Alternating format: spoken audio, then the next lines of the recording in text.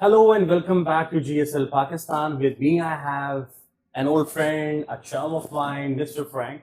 Today, I'm very jealous, by the way, because this friend of mine, without me being informed, he went to British Council and has taken his IELTS again, General. and he has got 9 in reading, 9 in listening, 9 in speaking. The other one he will tell himself. Woohoo! 7.5, because technically or apparently you cannot go beyond that for some godforsaken reason. He is not happy getting 7.5, that's what I know, but I'm very, very happy that he got 9 in listening, reading, and speaking. Yeah, happy about those three.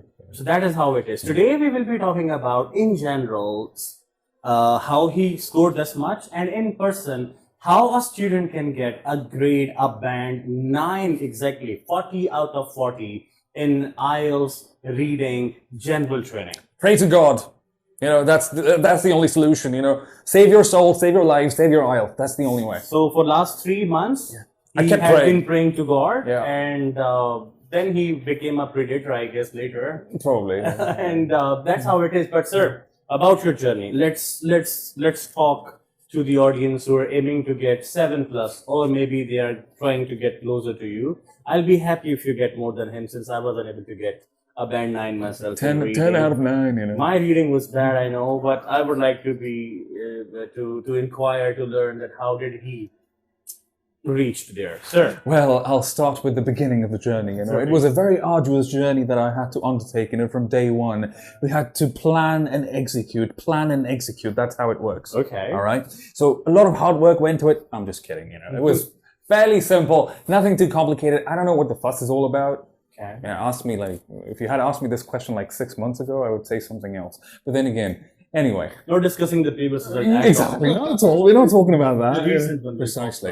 It was not that bad either, but then again, I wanted to go beyond, above and beyond, that's the idea. Before IELTS, I did appear in Duolingo as well. That kind of gave me the confidence too, I scored 150? 150 out of 160, So that was okay, not a big deal then. And then I went for IELTS General to be specific. Not that there is much difference between IELTS General and IELTS Academic, Both are pretty much the same except for one module, I believe. But the thing is, in IELTS reading module in general training, if you score 38, you get 8 bands. Yeah. But if you get 38 in IELTS Academic, you get 8.5 band. Their scoring is somehow different. That's a bit different. So that was more difficult, even one score won't make any change to the score, True. but in academic it does. It does. So I am curious to know what happened pre-test, of course, at the time of the test, and the post-test results are on the screen right away. So what trial, what midnight, burning oil and all. So how did you get to there? All right. And what should they do? Okay. If you could systematically tell them step by step that this is what they have to do. Fair enough. And of course, sir is available at GSL wherever you Always. want to. He's very expensive though, but still, whenever you're around, he's available. Sir, so what a student should do if he or she is trying to get an in-house training, or maybe somebody does not want to go to any center, how can they score this much or closer to this? Okay, so I'll break it down into 3 different parts because Right. first of all, it's about my journey, which would be quite different from your journey, because at the end of the day, if you're going for it, with the right kind of intent, I believe you'll have to, go through a certain amount of time and effort in order to pass with flying colors, I suppose. Right. A person with a language background would have less difficulty comparatively, and a person who has a foreign exposure also. As far as we are, as Pakistanis are concerned, who are not from the language background in general, so there, of course, we have our hindrances. So, of course, for the local audience here, what should be the Fair enough. start? So let me start with my own journey, all right? Yes, With my own thing. So, today. Yeah. So what You scored high, man. Do what you want. Cool. I have the liberty now, Anyway, so what I did was I started with registration, of course. Okay. I chose a certain date. I believe it was somewhere in August. Okay. I booked my test, got it booked. I had a good 15 or 20 days, but I didn't spend that kind of time, on preparation and all that. What I did, however, was in the last week, I suppose, in the last 3 or 4 days, I went to the official website, I looked for I looked for any changes that I could come across. And apparently there were none, except for one that they had, broken down, or British Council, had broken down the details, or maybe they had given some additional tips. Yeah. Right? They had some videos, they had some content, some instructions. I did go through them, and I checked as to how, or what would be their suggestion, to a good score, to achieving a good score. I did go through those instructions for all 4 modules, and I believe that was it. I did attempt a couple of practice tests just for a warm-up. All right, the test didn't go well. I was like, okay, whatever, who cares? I just went in on the test day, went to the testing center, I went for a computer-delivered IELTS because that's the most readily available test these days, right? Yeah. And then I started with my speaking session, got it done and over with. Then I moved to another examination hall in the same area, in the same campus. And the rest of the 3 modules, they were taken care of. I was relatively confident that I will have a good score because the test went really well. Mm-hmm. Now, let's talk about how a standard individual, who wishes to appear, in IELTS, whether it's in general. your case, you were confident already. Yeah. You took a few of the tests for the practice, and then you were more focused and more attentive while you were on the test. That's what I would say. Exactly. That's what you were doing. That's what I was doing. Actually, it's your regular business, day-to-day business also. Yeah. You train students, foreigners, Pakistanis, etc., etc. So you were generally more confident. Very much acquainted, with these kind of tests. Right. IELTS, Duolingo, SAT, etc. Right. So somebody who hasn't appeared before, Yeah. and does not have enough money to reappear again and again. So how that person would be able to score well if, considering that he or she is getting a band 5 or 6, would like to go above 7 as maybe Canadian immigration thing, or maybe Australian immigration, or maybe for the doctorate programs, or maybe for the doctors himself who go for MBBS or All sorts of professional postdoc, etc. So yeah, how a band 5 can be uplifted to band 7 or above? That is a question. Are we talking about reading module only? Or are we talking about... We're talking about reading module only. Okay. And we're talking about you being instructor and you being the one who got the 9 himself. Right, got it. So, trust me, there is no easy way to deal with it. Okay. You have to be good at this language. Mm-hmm. All right? Or any given language, if you intend to go to a certain country where it's spoken. Right. Because the day-to-day business that is taken care of, in those countries where English is the first language. Mm-hmm. English is the language that is used. Right? So if you're not good at communicating your way through a certain situation, why would they entertain you in the first place? So my recommendation, my suggestion, in order to improve your reading skills, read. Fair and straight, seriously.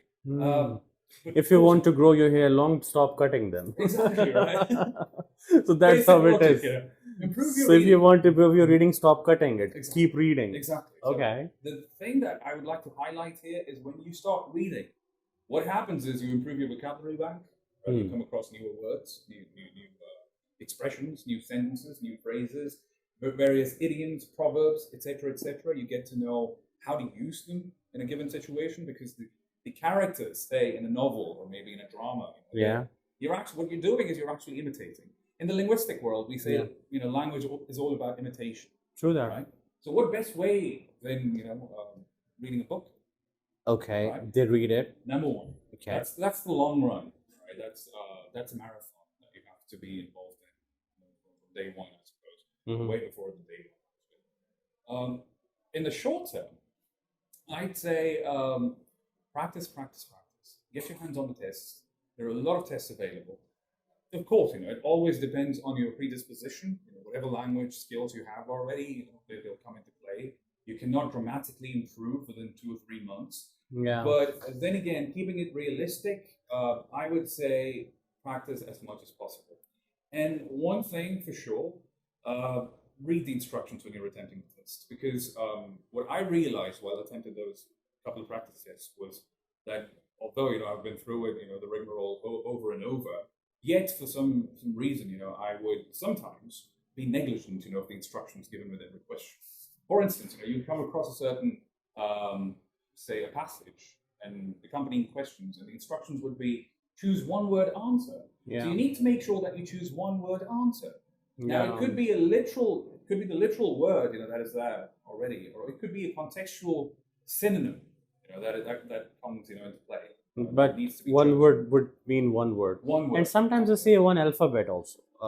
And what people do, they write the whole answer instead. Exactly. And for the computer delivered thing, as it is being scanned by an artificial intelligence thing or something, if that particular thing is not there, whatsoever is there, they would say that's not what we want. Precisely. And that is something, of course, instructions. Singulars, plurals. True, true. One S or ES. Capitalization. Capitalization.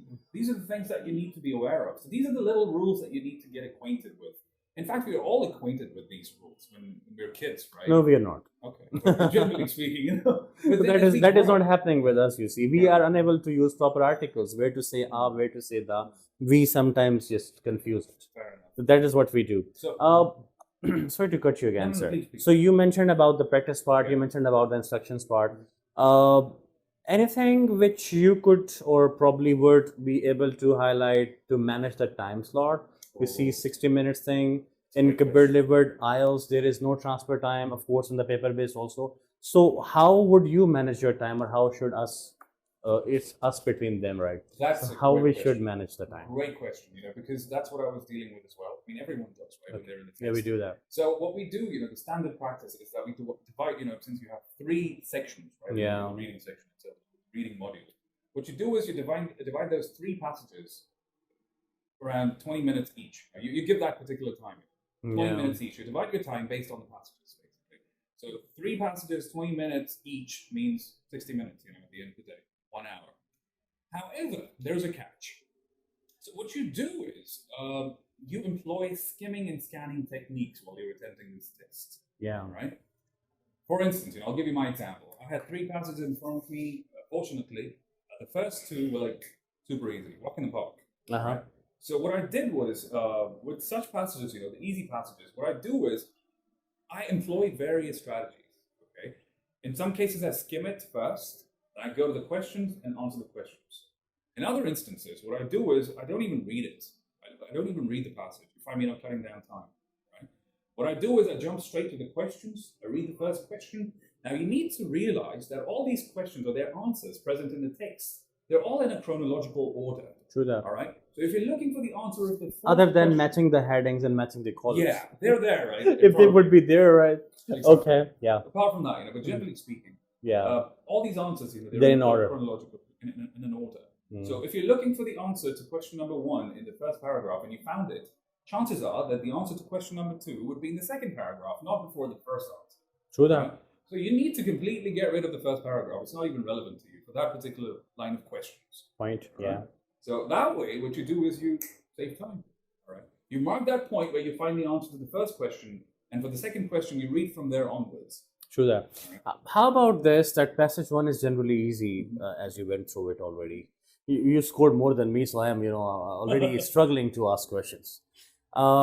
Passage 2 is comparatively tough, and the third one is the toughest. So if they divide it 20, 20, 20, don't you think it would be likely that they may end up losing their good chunk for the last one, which is already extended or maybe difficult? So that's what I was coming at. Good. So the point is, for the easier passages, so IELTS and the rest of the tests as well, they're always, how do I say it? They divide those passages very cleverly. And what they do is they give you one very easy passage, as you mentioned, all right, then there's another one, that is, with medium difficulty or of medium difficulty. Yeah, basic to advanced they go. Precisely. So the last one for me was very mathematical. There were a lot of numbers, and I hate mathematics. No offense to all the great mathematicians around the world. Which is why we're not providing any money for this podcast, right? You hate numbers, we mentioned. I have to do some math, All right. Anyway. Okay. So the point is, we're talking about a variable difficulty level. Yeah. Right? So what you do, the standard practice should be that you skim the easy passages and save some time. All right. For instance, I spent first 10 minutes on the first passage. Okay. And I saved around 10 minutes. All right. Added them to the next passage. Saved around 10 minutes from the second passage. Yeah, carry forward, right? Precisely. And for the third passage, which was complicated, I had good 30 minutes. So there was enough time. Oh, yeah, that was plenty of time to actually go through all this. So you save time and you save Tiger initially. That's how it is. So that is all right. Okay. The good thing for all of you is that Frank is back in town. You must have seen his video already. He's available in morning, noon, and evening for training the students, particularly us, for IELTS, PTE, OET, SAT, name any course. Of course, Duolingo, he just has highlighted himself. Wherever he has got good score, he's just highlighting that. But I know there are parts. All right. So we would be coming back to you again and again, and we'll talk about the language expertise with you. And of course, if you're preparing for IELTS, TOEFL, PT, OET, SAT, Duolingo, language cert, or you want to move abroad, UK, USA, Canada, Australia, Dubai, Malaysia, GSL Pakistan now and ever had been helping you. Islamabad, Peshawar, and Rawalpindi PW. We're growing, yeah. Yes, and just because of you, we are growing. Keep liking and subscribing us, and enjoy sharing with others also. Thank you God very bless much, you all. guys. Thank you very much, sir. My pleasure. If you have any questions, do write in comments and we'll get back to you as soon as possible. God Thank you bless. very much. Bye bye. Goodbye.